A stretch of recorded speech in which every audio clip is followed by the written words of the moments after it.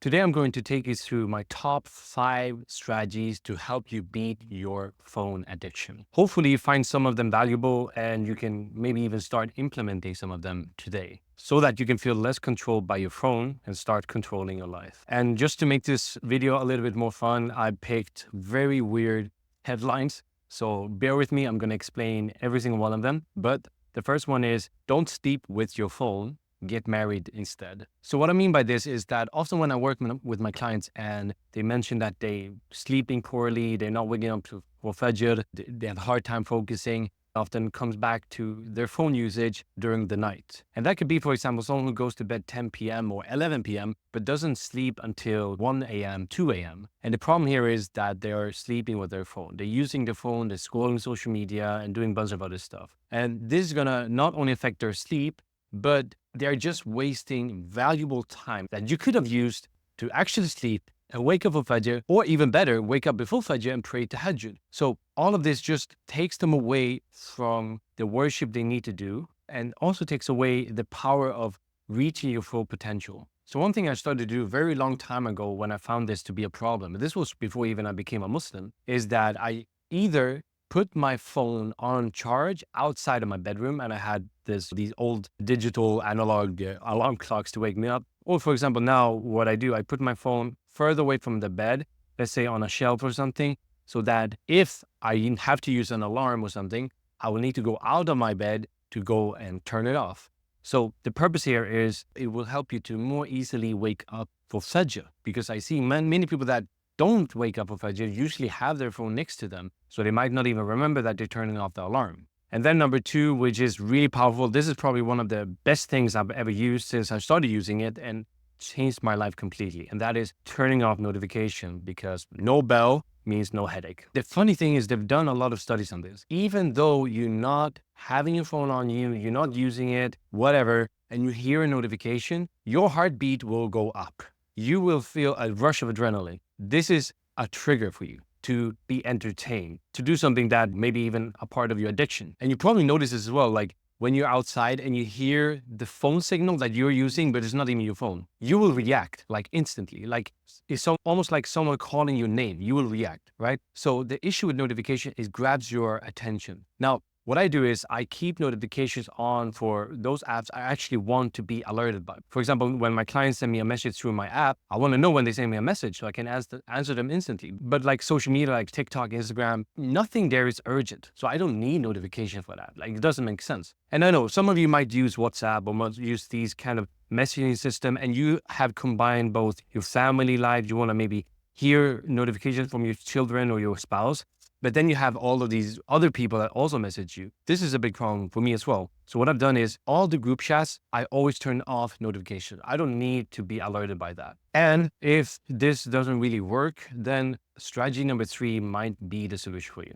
And that is using the desktop version of the app. So I grew up in the 90s, and back then, in at least where I'm from in Sweden, we all had this family computer. No smartphones, obviously, no cell phones and stuff. But we had one computer at home. It would be in the living room. The thing with this is it makes it a little bit harder, more difficult to actually go and just scroll and waste time, because you don't have access to it everywhere.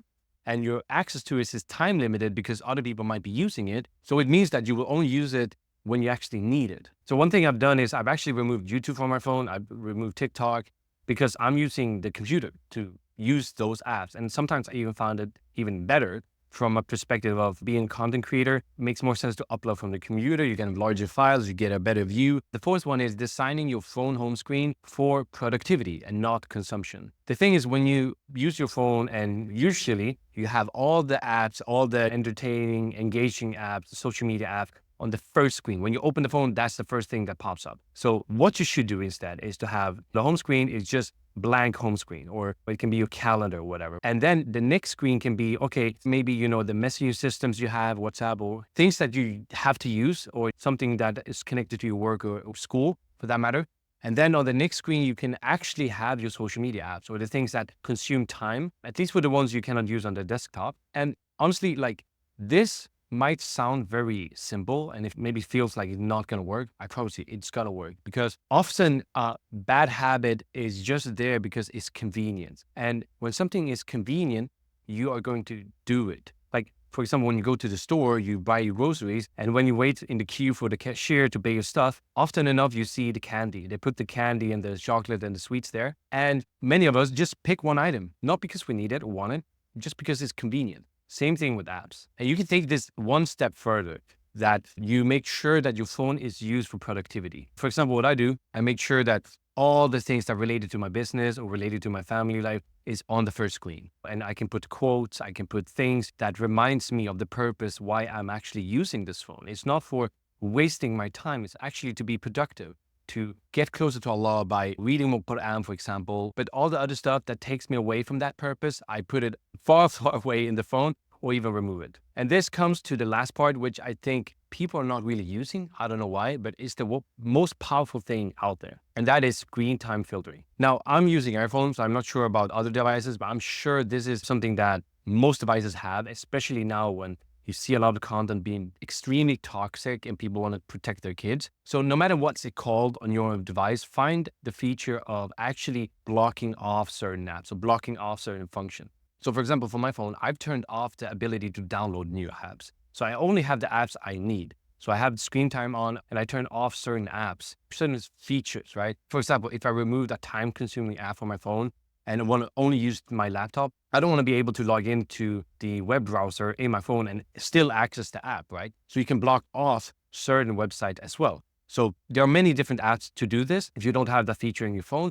But most devices should have this. One thing as well, you should have, for example, your spouse or your friend or something to set up an account so you cannot turn it off. So you're not like, oh bro, I'm so bored, I'm going to download whatever that app is and just for this time. No, don't trust yourself in this. Make sure to have someone to help you with this. They can keep the password with them. And if you need to download an app or something that you want to use, you go to the person and tell, look, I want to download that app. Can you unlock this for me? You download and then turn it off again. And yeah, simple as that. So yeah, these are the top 5 strategies I use and it's helped me a lot. I've done multiple things in the past, like having phone Sabbath, not using the phone for a while and stuff. But I found these 5 strategies to be the most long-term and being actually able to live my life because unfortunately, this day and age, we need to have our phone. We need to have certain apps to be able to function in the community. And the sad thing is these phones are designed to keep us away from realities. The only goal is to grab our attention. So we need to set up these barriers to protect us from this so we don't waste time and we stand in front of Allah so we stand in front of Allah on the day of judgment and we have all this time wasted and we have nothing to show for. Pick one from the list I showed you. Let me know in the comments below which one you're going to be using. It would be really nice to hear your thoughts.